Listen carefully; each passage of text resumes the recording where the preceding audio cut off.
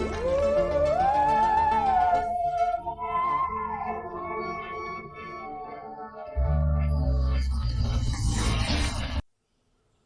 Morning and welcome to the Tar education friends.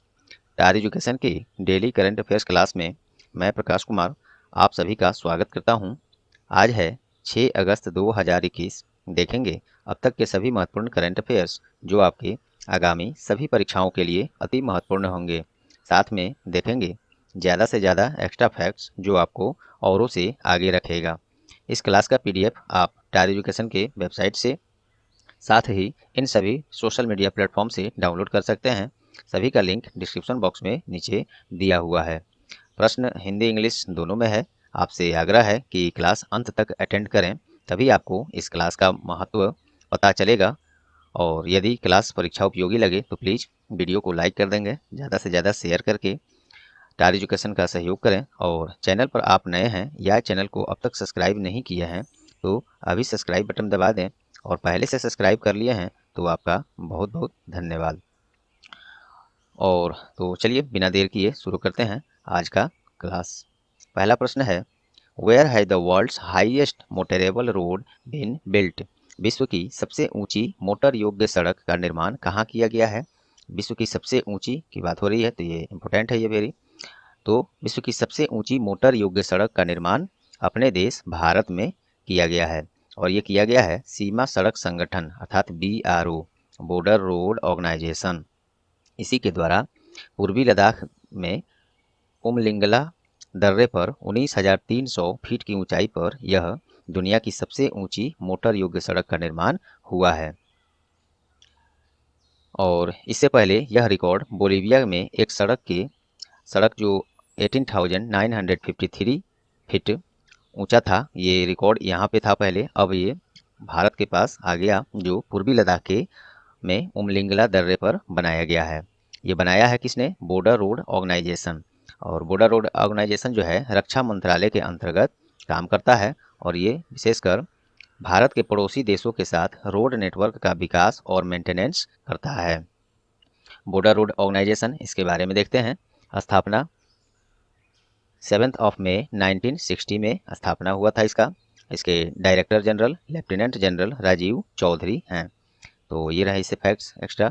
चलिए बाकी option देखते हैं। ऑस्ट्रेलिया, ये क्यों न्यूज में है? तो समर ओलंपिक 2032 का आयोजन ऑस्ट्रेलिया के ब्रिस्बेन में किया जाएगा, इसलिए ये वेन्यू से संबंधित है, न्यूज में रहा है। 2032 का समर ओलंपिक का आयोजन यही ऑस्ट्रेलिया के ब्रिस्बेन में किया जाएगा। इटली क्यों न्यूज में है? तो G20 पर्यावरण मंत्री स्तरीय बैठक कहाँ हुआ था? तो ये इटली में हुआ था। इटली की राजधानी रोम है, और मुद्रा यूरो है, ये भी ध्यान रखेंगे। फ्रांस क्यों न्यूज में रहा है? तो हाल ही में 7वां हिंद महासागर नौसेना संगोष्ठी का आयोजन ये फ्रांस में ही किया गया था, और इसमें भारत की तरफ से नौसेना प्रमुख कौन है? अभी एडमिरल करमबीर सिंह भाग लिए थे इस 7वां हिंद महासागर नौसेना संगोष्ठी में। चलिए, तो एक प्रश्न से, पहले प्रश्न से इतने सारे एक्स्ट्रा फैक्ट, ऑप्शंस, ये सभी हम लोगों ने देखा। उम्मीद करता हूँ इस तरह से क्लास आप लोग को पसंद आ रही होंगी। चलिए अगला प्रश्न देखते हैं। हाल ही में किस योजना के तहत इम्फाल से शिलोंग के लिए पहली हवाई यात्रा का शुरुआत किया गया है? ये उड़ान योजना है एक, उसी के द्वारा पहली बार इम्फाल से शिलोंग के लिए हवाई यात्रा का शुरुआत किया गया है। उड़ान क्या है? तो देखिए, उड़े देश का आम नागरिक। उड़े देश का आम नागरिक उड़ान का फुल फॉर्म है, और ये योजना पुरानी है।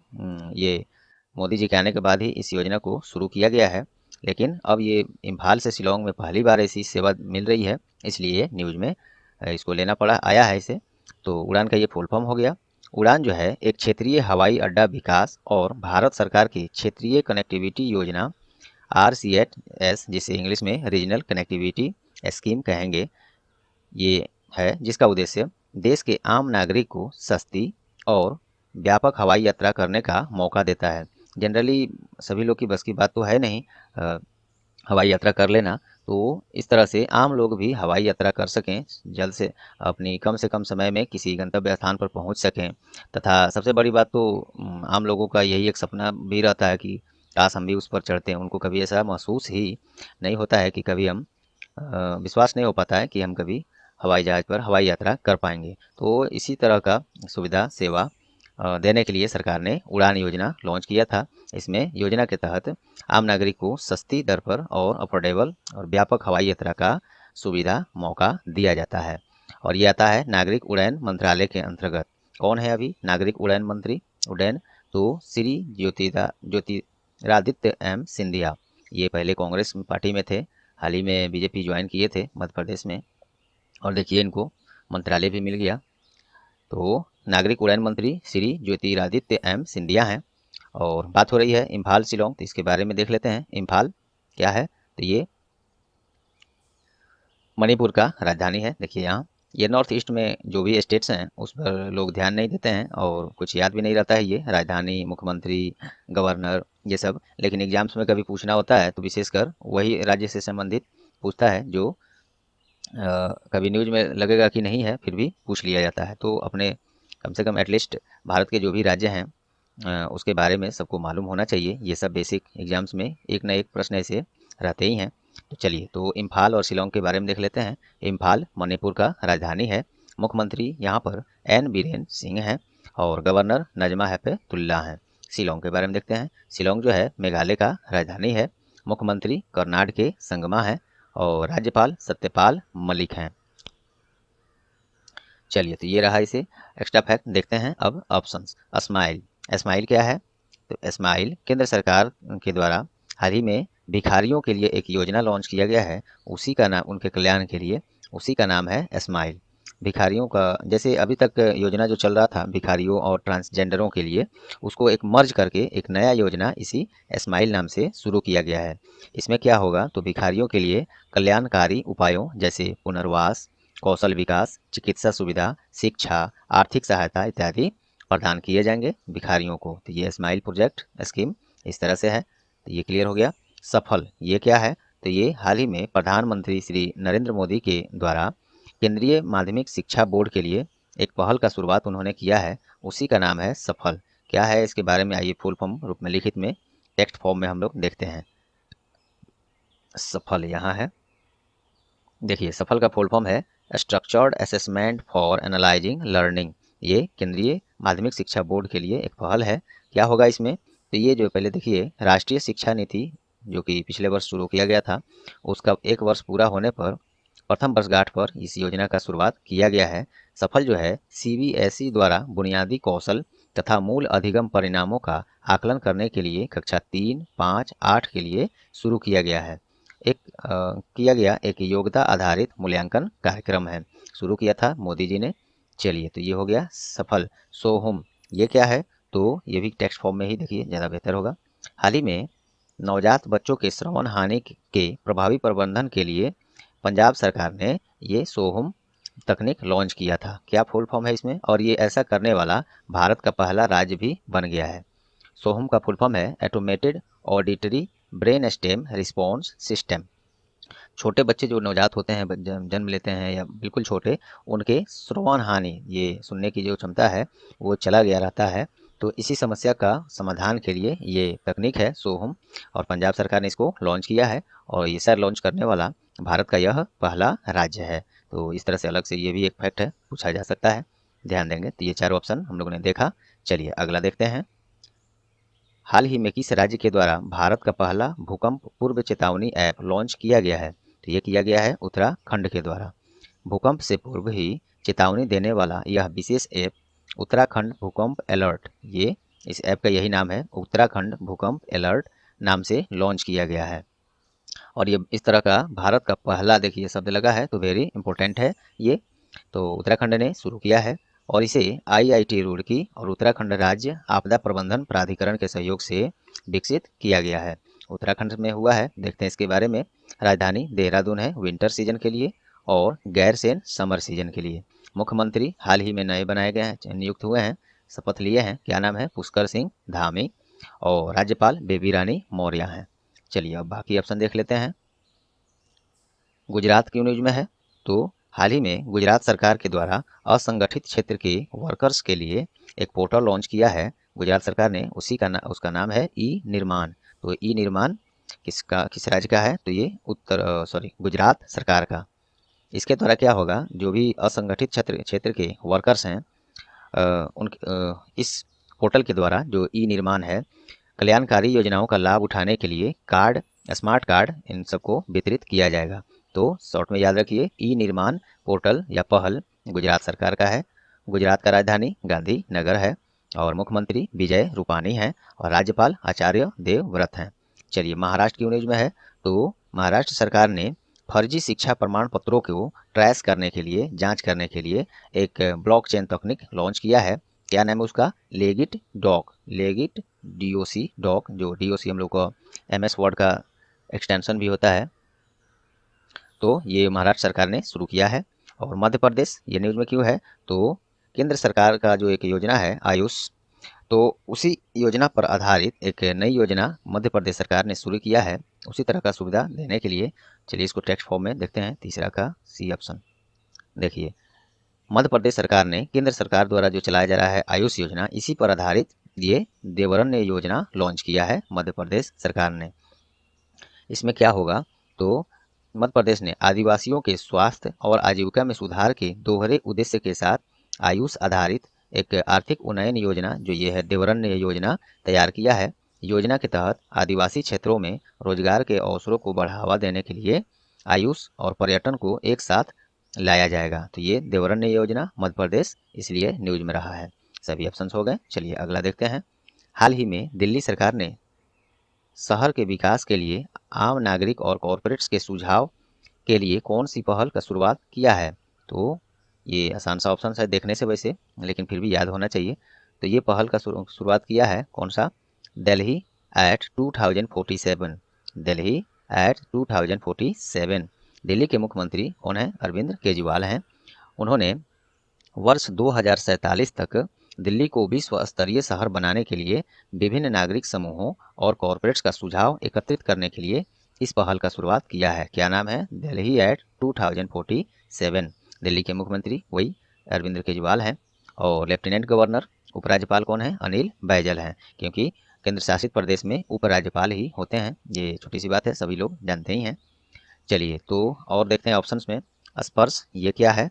तो रक्षा मंत्रालय ने रक्षा पेंशन भोगियों के पेंशन क्लेम को स्वचालित करने के लिए एक पहल का शुरुआत किया था, उसी का नाम है स्पर्श।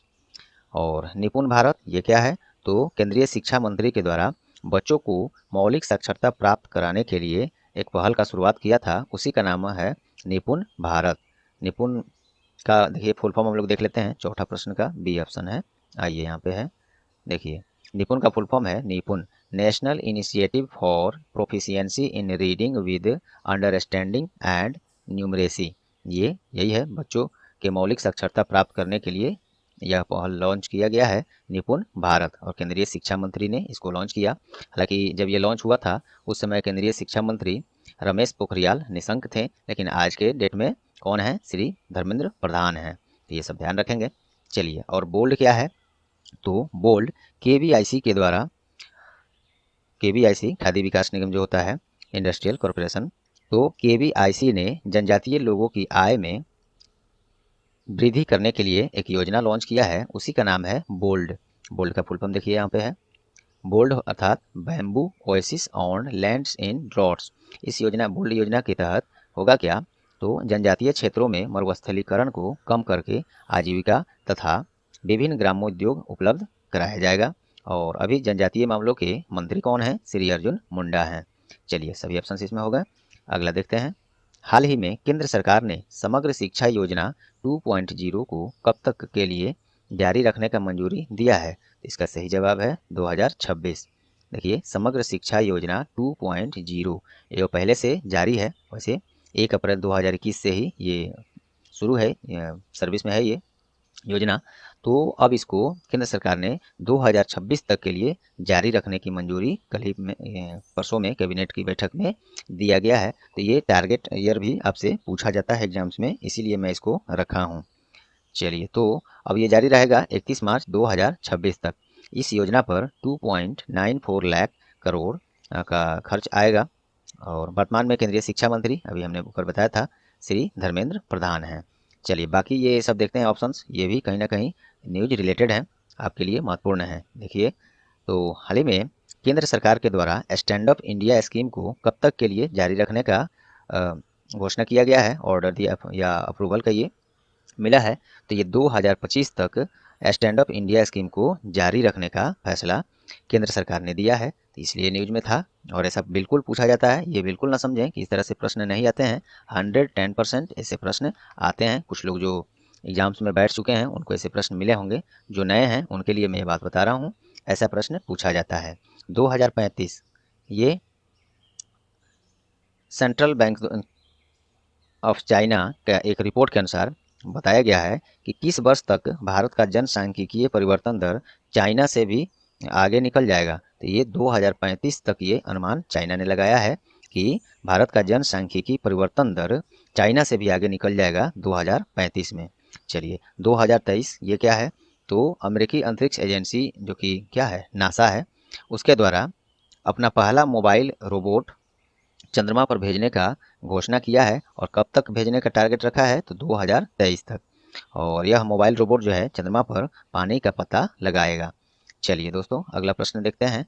हाल ही में डोगरी भाषा के जाने माने लेखक का निधन हो गया है। उनका क्या नाम है, तो ये हैं पद्मा सचदेव। पद्म सचदेव को पद्मश्री, साहित्य अकादमी आदि पुरस्कार से सम्मानित किया गया था और उन्हें डोगरी भाषा के आधुनिक लेखिका भी माना जाता है। तो ये सब फैक्ट्स याद रखेंगे। ऑब्ituary से प्रश्न आते ही हैं ध्यान से। बाकी ऑप्शन देखिए, भागीरथी अम्मा, इनका भी हाल ही में निधन हो गया है। उम्मीद करता हूँ ये बिल्कुल याद होगा अभी तक आप लोग को। भागीरथी अम्मा ये कौन है, देखिए यहाँ पे सबसे उम्रदराज छात्रा थी ये, इनका निधन हो गया है 107 वर्ष की उम्र में। और हुआ क्या कि 9 वर्ष का जब इनका उम्र था तो किसी कारणवश ये अपनी पढ़ाई तीसरी क्लास में ही छोड़ना पड़ा था इनको, और छोड़ दिए थे। और पुनः जब ये 105 वर्ष के हुए तो इनको ऐसा एहसास हुआ कि नहीं, मुझे पढ़ाई करनी चाहिए थी। तो 105 वर्ष की उम्र में भी ही उन्होंने फिर से अपनी शिक्षा को जारी रखने का फैसला किया और चौथी क्लास उन्होंने पास भी किया। तो और 107वें वर्ष में उनका देहांत हो गया। ये उन्हें केंद्र सरकार द्वारा नारी शक्ति पुरस्कार से सम्मानित भी किया जा चुका है। तो ये थे भागीरथी अम्मा, सबसे उम्रदराज छात्रा, और केरल से हैं ये। इनका निधन हो गया है हाल ही में। जयंती ये कौन है, तो अभिनय की देवी के नाम से प्रचलित हैं, ये अभिनेत्री हैं थी, इनका भी हाल ही में निधन हो गया है। मन कौर ये कौन है, तो मिरेकल मॉम, मिरेकल मॉम लिखित में देखिए यहाँ पे टेक्स्ट फॉर्म में देखिए, मिरेकल मॉम के नाम से प्रसिद्ध जाने मानी धाविका थी, इनका भी हाल ही में निधन हो गया है, मन कौर का।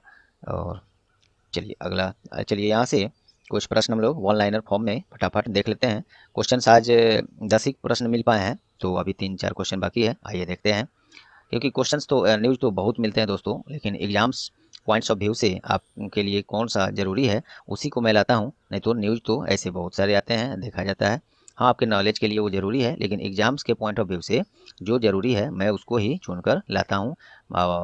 यूजलेस वो प्रश्न बनाकर आपके लिए टाइम वेस्ट करना मैं नहीं समझता उचित होगा। तो आज 10 ही प्रश्न है, देखिए अभी 3-4 प्रश्न और हैं। वो यहाँ तक हम लोगों ने MCQ फॉर्म एक्स्ट्रा फैक्ट के साथ देखा। अब यहाँ एक्स्ट्रा फैक्ट बिना MCQ की देखेंगे फटाफट अंदाज में। चलिए, देश में मौजूद सभी बांधों को सुरक्षित करने के लिए केंद्र सरकार ने विश्व बैंक के साथ कितने ऋण राशि का समझौता किया है, तो 250 मिलियन डॉलर का ऋण राशि का समझौता कहाँ किससे, विश्व बैंक के साथ हुआ है। देश में जितने भी बांध हैं, डैम हैं, उसको मजबूत दुरुस्त करने के लिए। और ऐसे प्रश्न ऋण से संबंधित कितने एलोकेशन हुए हैं, ऐसे प्रश्न 100% आते हैं ऐसे। तो ऐसे प्रश्न को इग्नोर आप बिल्कुल नहीं करेंगे। चलिए, वर्ल्ड बैंक के साथ हुआ है, विश्व बैंक के साथ, तो इसका स्थापना जुलाई 1944 में, मुख्यालय इसका वाशिंगटन DC USA में है, और इसके प्रेसिडेंट डेविड मलपास हैं जो कि अमेरिकन हैं। जनरली अब तक देखा गया है वर्ल्ड बैंक के प्रेसिडेंट अमेरिका से ही हुए हैं। इसमें मेंबर कंट्री अभी 189 है। चलिए अगला प्रश्न है, हाल ही में केंद्र सरकार ने कितने खेलो इंडिया केंद्र स्थापित करने का घोषणा किया है, तो 1000 खेलो इंडिया केंद्र स्थापित करने का घोषणा हुआ है। देश के खिलाड़ियों को राष्ट्रीय अंतर्राष्ट्रीय स्तर पर बेहतर प्रदर्शन करने के लिए मजबूत करने के उद्देश्य से खेलो इंडिया केंद्र स्थापित किया जा रहा है। 1000 खेलो इंडिया केंद्र स्थापित किया जा रहा है। इसमें क्या होता है, राज्य से हर देश के हर कोने कोने से जो भी बच्चा, कोई भी प्लेयर किसी भी खेल में अगर वो आगे निकलना चाह रहा है, प्रयास कर रहा है, तो उसको इस केंद्र पर लाकर विशेष उसे ट्रेनिंग, उसे छात्रवृत्ति और रहने और उसका टोटल खर्च भी सरकार द्वारा ही उठाया जाता है और उसको इस तरह तैयार किया जाता है ताकि जैसे देखिए अभी ओलंपिक जो हो रहा है जापान के टोक्यो में, कितना कुछ खास नहीं कहा जाएगा भारत का जो प्रदर्शन रह रहा है। अभी तक एक भी स्वर्ण पदक इस वर्ष नहीं आया। 2008 में स्वर्ण पदक मिला था अभिनव बिंद्रा को, जो शूटर हैं उनको मिला था। उसके बाद से अभी तक देखिए एक भी स्वर्ण पदक एटलीस्ट इस वर्ष भी नहीं आया है, इतनी तैयारी के बाद भी। खैर ओलंपिक में आप रजत या कांस्य भी अगर लाते हैं तो वो बहुत बड़ी एक उपलब्धि है। चलिए कोई नहीं, आगे इस भारतीय खिलाड़ियों को, प्लेयर्स को इस तरह से तैयार किया जाए ताकि ऐसे ऐसे बड़े स्तर के खेलों में भारतीय खिलाड़ी अच्छे प्रदर्शन कर पाएँ। इसी के उद्देश्य से खेलो इंडिया केंद्र स्थापित किया जा रहा है, उनको तैयार किया जाएगा। वर्तमान में युवा एवं खेल मंत्री कौन है? नए मंत्री बने इस पर श्री अनुराग सिंह ठाकुर। चलिए बाकी अगला है, हाल ही में जारी पुस्तक Balakot air strike how India एवेंज्ड Pulwama किसके द्वारा लिखा गया है? तो ये हैं मनन भट्ट, इनके द्वारा ये पुस्तक लिखा गया है। इस पुस्तक में क्या है देखिए, 14 फरवरी 2019 को, सबको याद होगा आप लोग को भी, जम्मू कश्मीर में जो वो पुलवामा आतंकी हमला हुआ था जिसमें हमारे केंद्रीय रिजर्व पुलिस बल के 40 जवान शहीद हो गए थे। काफ़ी क्या बताएं, वो आप लोग को भी मालूम ही है, काफ़ी दर्दनाक इन लोग का वहाँ पे मौत हुआ था, विस्फोट हो गया था एक दूसरे गाड़ी से, इन लोग की गाड़ी से, और वो आतंकी हमला था, साजिश था। तो उसी का बदला लेने के लिए 26, देखिए ये 14 फरवरी को हुआ था और ठीक उसके 12 दिन के अंदर में 26 फरवरी उसी वर्ष में भारतीय वायुसेना ने पाकिस्तान के बालाकोट में घुसकर उसे सबक सिखाया था, काफ़ी क्षति पहुंचाया था। वहां आतंकी जो शिविर थे और आतंकी जो वहां बस रहे थे सबको क्षतिग्रस्त और ख़त्म करके बदला लिया। तो इसी का चर्चा इस पुस्तक में किया गया है, लिखा है मनन भट्ट ने। चलिए अगला प्रश्न है, हाल ही में कौन दुनिया की दूसरी सबसे ऊंची चोटी K2 के शिखर पर चढ़ने वाला दुनिया का सबसे कम उम्र का पर्वतारोही बन गया है? तो ये प्रश्न मैं रिपीट किया हूँ, कल ही मैंने इसको करा चुका हूँ। कुछ जगह आपको आज मिलेगा नए प्रश्न बन के, लेकिन ये प्रश्न मैं कल ही करा चुका हूँ, फिर से रिपीट कर दिया हूँ, इम्पोर्टेंट था इसलिए। तो ये सबसे कम उम्र का पर्वतारोही बन गए हैं सोहरेज कासिफ, और ये पाकिस्तान के लाहौर के रहने वाले हैं। इन्होंने जो चढ़ाई किया है दुनिया की दूसरी सबसे ऊंची चोटी K2, उसका ऊंचाई 8,611 मीटर अर्थात फीट में देखें तो 28,251 फीट ऊंचा है। तो पहला, ये तो दूसरा सबसे ऊंचा है, पहला सबसे ऊंचा चोटी पर्वत कौन है? तो माउंट एवरेस्ट है, इसकी ऊंचाई 8,849 मीटर, या फीट में बात करें तो 29,032 फीट ऊंचा है माउंट एवरेस्ट। इसमें देखिए 0.86 यहाँ पे छूट गया, यहाँ पे 8,849.86 यहाँ पे होगा 86, तो ये 86 जो है सेंटीमीटर में है, इसमें यहाँ जोड़ लीजिएगा आप लोग। वैसे शायद मुझे लगता है वेबसाइट पर मैं उसको सही किया हूँ, यहाँ पे छूट गया है, तो इसमें 0.6 और होगा, और ये 0.6 का बढ़ोतरी हाल ही में इस पर दर्ज किया गया है। चलिए, तो सोहरेज कासिफ पाकिस्तान से हैं, पाकिस्तान के बारे में देख ही लेते हैं। वैसे उम्मीद तो नहीं है पाकिस्तान के बारे में कोई प्रश्न हम लोग के यहाँ आवे, फिर भी चलिए। पाकिस्तान का राजधानी इस्लामाबाद है, मुद्रा पाकिस्तानी रुपी है, और प्रधानमंत्री इमरान खान हैं, और राष्ट्रपति आरिफ अलवी हैं, और इमरान खान पूर्व क्रिकेटर हैं। चलिए क्वेश्चन ऑफ द डे देखते हैं आज का। हाल ही में जारी QS best student cities ranking जारी किया गया था, इसमें कौन सा शहर पहले स्थान पर है? इसको मैं कल ही करा चुका हूँ। जवाब इसका उम्मीद करता हूँ आप लोग को अब तक याद होगा, तो कमेंट में इसका जवाब जरूर दें। तो चलिए दोस्तों, उम्मीद करता हूँ आज का क्लास आपको परीक्षा उपयोगी लगी होंगी। यदि हाँ तो प्लीज़ वीडियो को लाइक कर दें, ज़्यादा से ज़्यादा शेयर करके स्टार एजुकेशन का सहयोग करें, और चैनल पर यदि आप नए हैं या चैनल को अब तक सब्सक्राइब नहीं किए हैं तो प्लीज़ अभी सब्सक्राइब बटन दबा दें, और पहले से सब्सक्राइब कर लिए हैं तो आपका बहुत बहुत धन्यवाद, और बेल आइकन साथ में दबा दें, जिससे आगे आने वाले सभी महत्वपूर्ण क्लास के नोटिफिकेशन आपको सबसे पहले मिले। तो चलिए, ये रहा आज का क्लास, मिलते हैं अगले किसी महत्वपूर्ण क्लास में, तब तक के लिए goodbye, all the best.